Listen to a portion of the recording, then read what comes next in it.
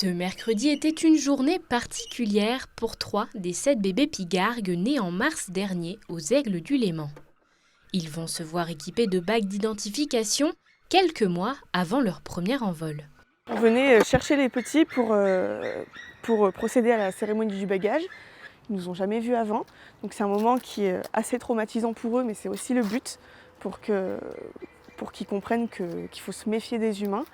Et donc ça peut paraître un petit peu dur, mais c'est pour les aider dans leur vie future. La taille du bec, des ailes, des pattes, la prise de poids, toutes les mesures biométriques de ce rapace sont relevées. Vu que c'est une espèce qui est quand même peu connue ou pas connue en France, l'idée c'est d'engranger de la donnée biométrique pour pouvoir après comparer des choses. Collecter des données, oui, mais pas uniquement.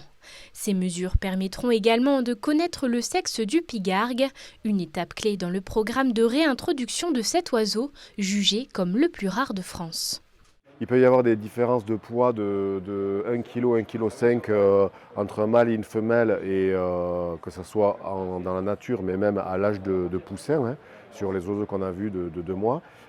Donc on a besoin, en fonction du sexe, de caler le harnais, de façon à ce que l'oiseau, lui, va continuer à prendre un petit peu de masse musculaire d'ici son envol, et il va se muscler. Donc en gros, c'est des réglages à faire, de façon à ce que le harnais ne soit pas trop serré, compressé, ou au contraire trop lâche. Sur les 3 aiglons bagués ce matin-là, les professionnels supposent que 2 d'entre eux sont des femelles.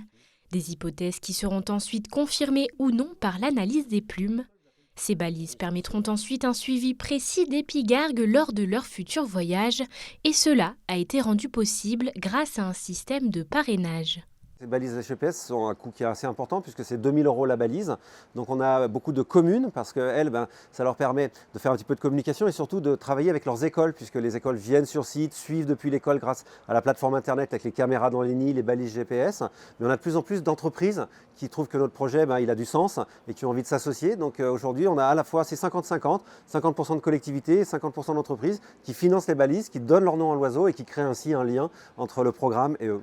Baptisés d'après le nom des communes qui les parrainent, Périgny, Veigy et Fessy devraient voler de leurs propres ailes en septembre 2024.